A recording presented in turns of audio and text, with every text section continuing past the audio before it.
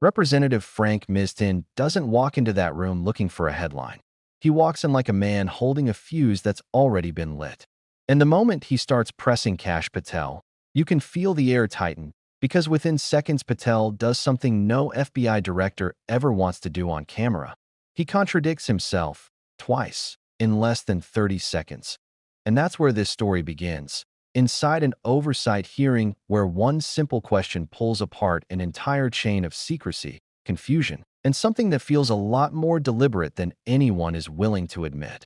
Ms. Tin starts with a calm, almost routine question about a Department of Justice email. Nothing dramatic, nothing explosive, just a request to clarify whether an unusual directive had been sent across government agencies. Mission set that we have at the FBI and HIDA, I worked on as a terrorism prosecutor as myself.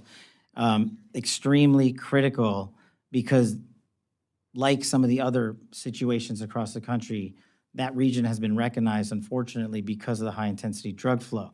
In order to countermand it, we have to keep these task forces open, up and running, and funded. But in order to do that, we can't just flood it only with federal funds and federal personnel committed to working with our state and local partners, because that's what makes HIDA successful. My experience in HIDA wasn't in your district, but down in the Southern District of Florida, and I can't imagine it being too different in terms of how we proceed and how to make that successful. Okay. My next question is, just recently you had a visit to the National Center for Missing and Exploited Children. Just please tell me how that cyber tip line and how that program's future looks with these $500 million cuts. We actually partner wonderfully with NCMEC, and we've committed to allowing our FBI employees to remain there no matter what. We will find a way to fill that mission set, even if, even under the most austere of budget cuts, because what they do is exceptional. If people don't know, they need to go there and see it. It's right in Arlington, Virginia. They find missing children from 5, 10, 15, 20, 30 years ago, and they provide treatment to those that have been abused. Okay. And so you have my commitment, sir, that we'll do it.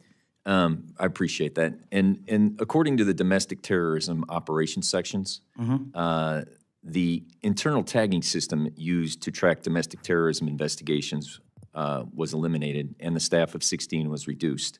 Can you tell me that future and where you hold that program? Sir, if I may, can I get back to you on that in writing, because I'm not familiar with that off my Okay. Then in your written testimony, you had talked about cybersecurity. I'm going to tie two things together. The FBI agents, are they still currently at the end of every week emailing the 5 things that they've accomplished? I'm glad you raised that point, sir. We never did that.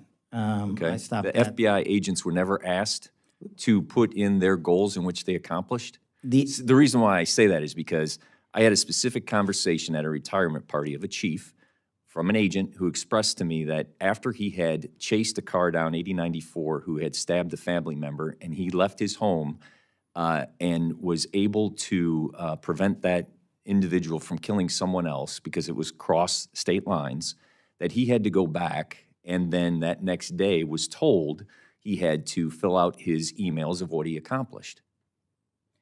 That email was sent across government agencies. So it was sent to the FBI. It was sent to. So you just said it was never sent to the FBI. So was it or was it not? It was sent to the FBI. I, as the director of the FBI, said we are not. Who sent it? We are not responding to it. It came from a general account at the department. Okay, so then my next question is, that information that my FBI agent in my district sent to that agency, how is that information protected? I'm sorry, are you saying the agent responded to that email? Are you saying they did not? I told the workforce not to. But you just told me that they received the email. We did. So without this, let's just assume that they did.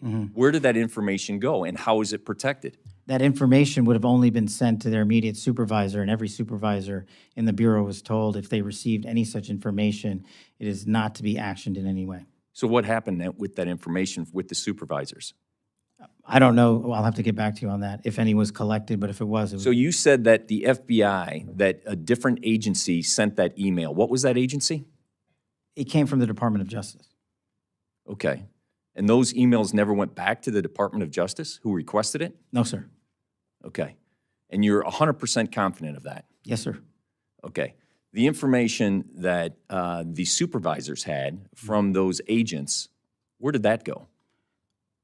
That should not have been transmitted anywhere. We got on top of it fast enough where I believe, and Because you thought it was wrong? I thought Why did you prevent it?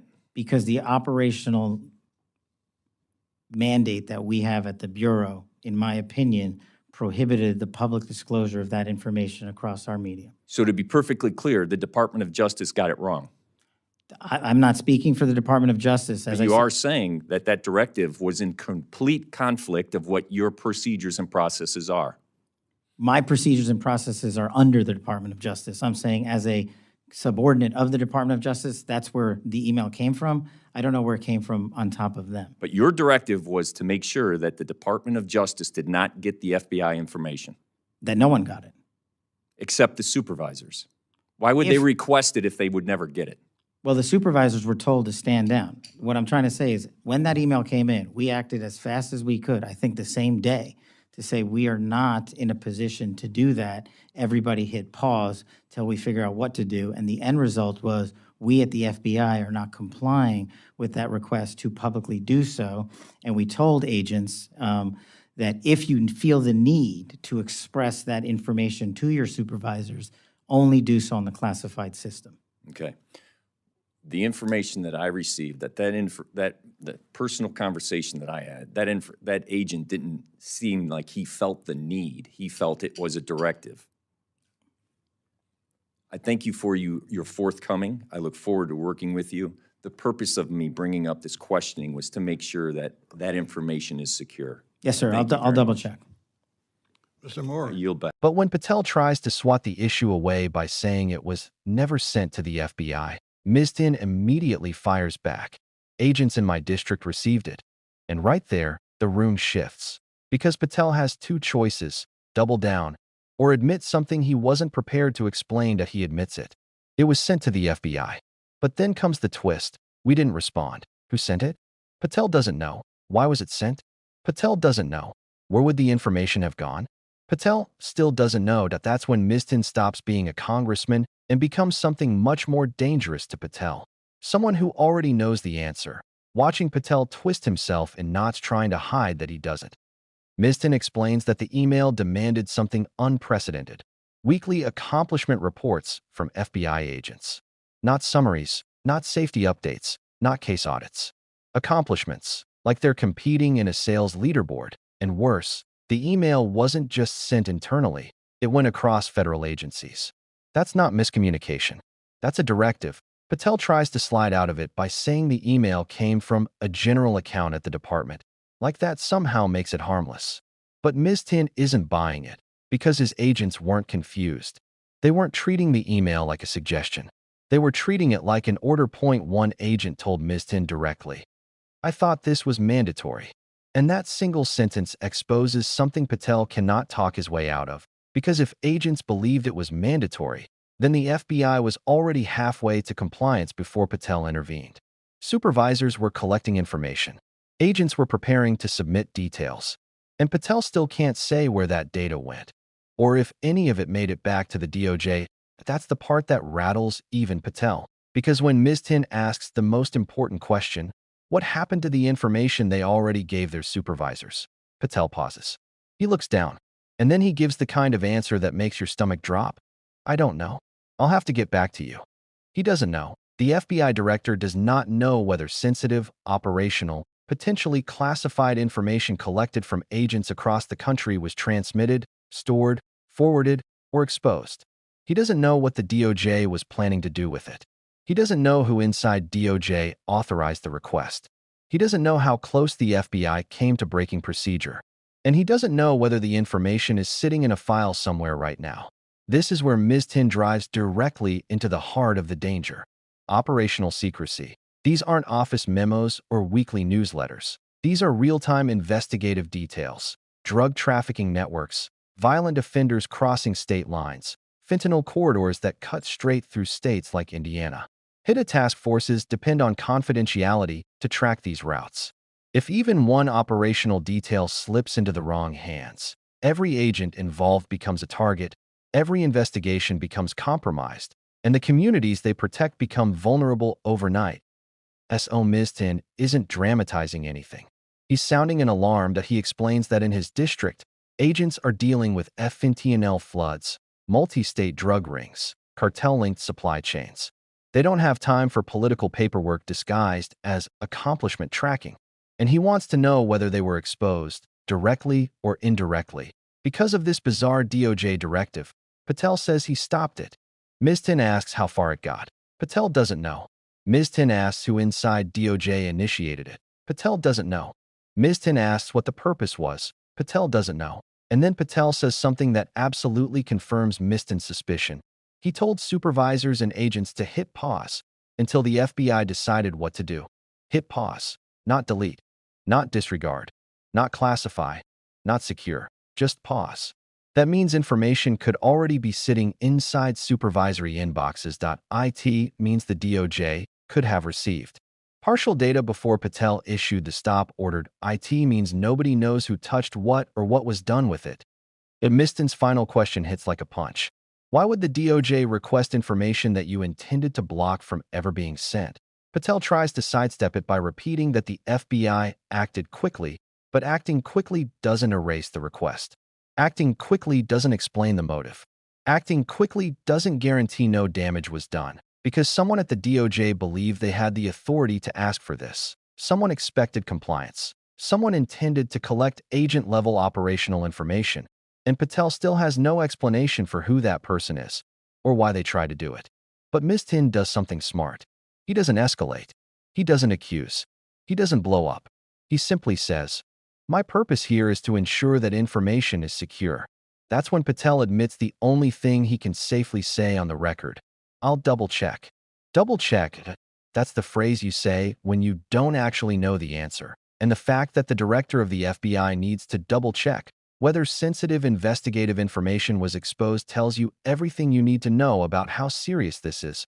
Because no matter how Patel tries to spin it, the sequence is undeniable.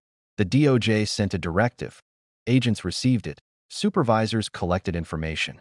Confusion spread. The FBI scrambled. Patel issued a pause. And now nobody knows where that information went or what the DOJ intended to do with it. This hearing wasn't about politics. It wasn't about partied. It wasn't about scoring points. It was about one thing. Can the FBI protect its agents, its cases, and its independence when a federal department issues orders that violate its own protocols? And based on Patel's answers, even he isn't confident. Because if a single email from a nameless, general account can cause this much confusion, if supervisors collected details before anyone realized what was happening, if Patel doesn't know how far it went, and if nobody can explain the purpose behind it, then the threat isn't theoretical, that it's not distant, that it's not hypothetical, that it's active, it's already happening. Mistin's entire point becomes clear. If the chain of command doesn't know who is pulling the strings, the system is already compromised. And the scariest part, this wasn't a leak. This wasn't a hack. This wasn't an accident. It was an official request, a request that someone expected the FBI to follow, a request that the director himself had to block, a request that exposed a gap big enough for manipulation, pressure, or political interference to slide through without anyone noticing until it was already too late. That's why Mistin fought so hard for answers. That's why he kept circling back to the same questions.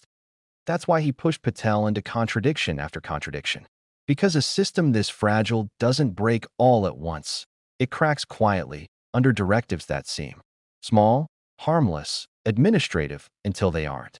And this time, he caught it in the open. If you want more deep dive breakdowns of hearings, investigations, and moments that expose what's really happening behind the scenes, make sure you subscribe, hit the like button, and turn on notifications so you never miss the next one. Your support helps us keep uncovering the stories most people never get to see.